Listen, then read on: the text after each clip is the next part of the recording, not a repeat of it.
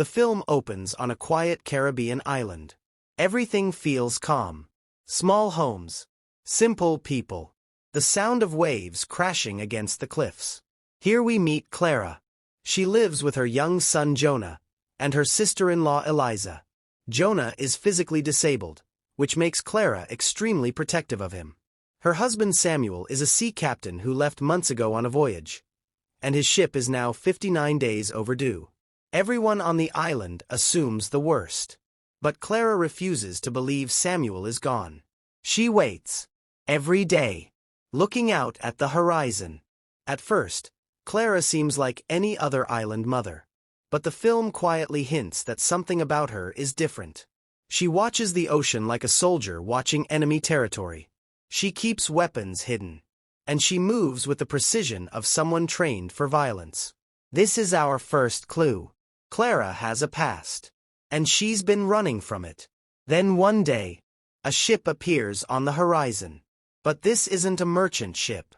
It's a pirate vessel. Leading the crew is a brutal pirate captain named Rourke.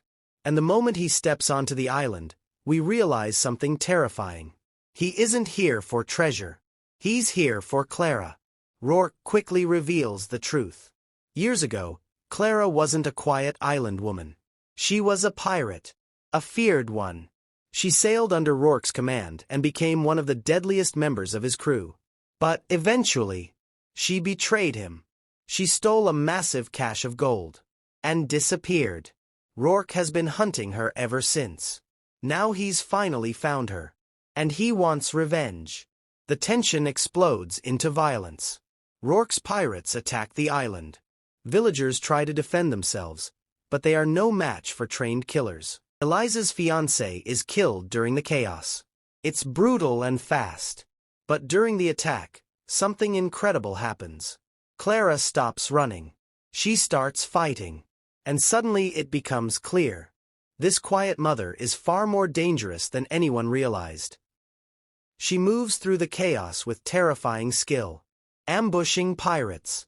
Taking them down quickly and efficiently. This is the moment we understand something important. Clara didn't just survive pirate life. She mastered it. But she still manages to escape with Jonah and Eliza into the jungle. And now the hunt truly begins. Clara leads Jonah and Eliza deep into the island's jungle. But Rourke and his men are tracking them. As they run through the dense forest, Eliza begins asking questions. Who are these men? Why are they after Clara? And Clara finally tells the truth. Years ago, she was known as a pirate called Bloody Mary. She was captured as a teenager, forced to join Rourke's crew. But she adapted. She survived. She became one of the most feared pirates in the Caribbean. Until the day she betrayed Rourke and stole his gold. Then she vanished, trying to build a new life. But now that life is collapsing. Because the past has caught up with her. Clara leads them to a hidden location on the island. A massive cliff known as the Bluff. Hidden beneath it is a network of caves. And inside those caves, Clara reveals something shocking. The stolen gold is still there. She hid it years ago.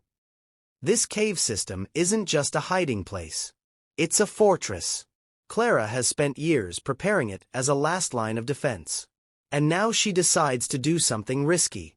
She leaves Jonah and Eliza in the caves. And goes alone to rescue her husband Samuel. Because Rourke has revealed something devastating.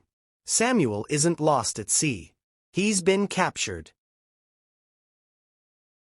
Clara infiltrates the pirate camp. Moving silently. Taking out guards. Navigating through the darkness. Eventually she finds Samuel. But before she can free him, Rourke appears. He proposes a deal. Samuel's life in exchange for the gold. Clara agrees. She brings the treasure. But the exchange goes horribly wrong. Gunfire erupts. Explosions shake the camp. The gold is destroyed. And Samuel is killed. Clara barely escapes with her life. This moment is the emotional low point of the film. She has lost everything. Her husband. Her treasure. Her chance at peace. And now there is only one thing left. Survival. Rourke tracks Clara back to the bluff. But this time, Clara is ready.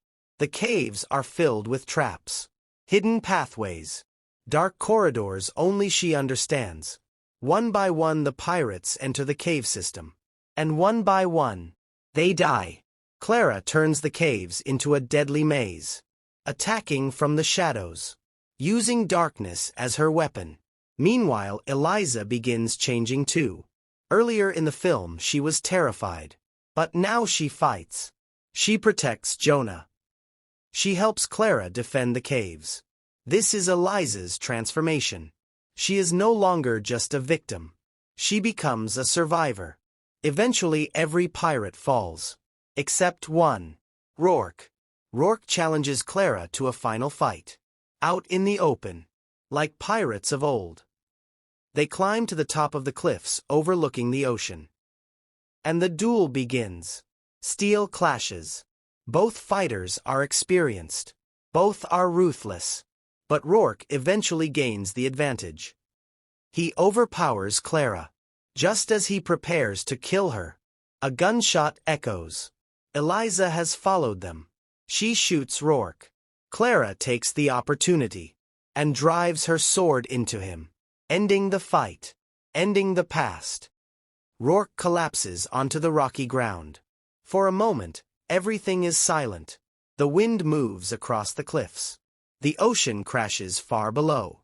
And Clara just stands there, breathing heavily, staring at the man who spent years hunting her. The ghost of her past is finally gone. But victory doesn't feel triumphant.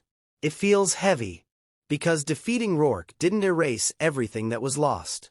Samuel is still gone. The island is still broken. And Clara knows that the life she tried to build will never fully return to what it once was. As dawn begins to break over the island, the remaining villagers slowly emerge from hiding. The cost of Rourke's invasion becomes painfully clear.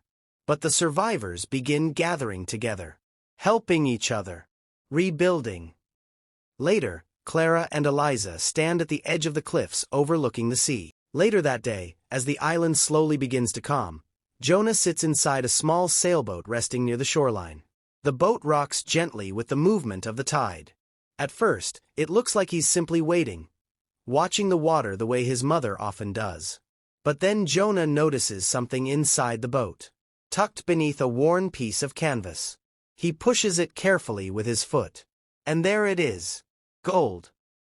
Hidden away, protected from the chaos that destroyed the rest of the treasure.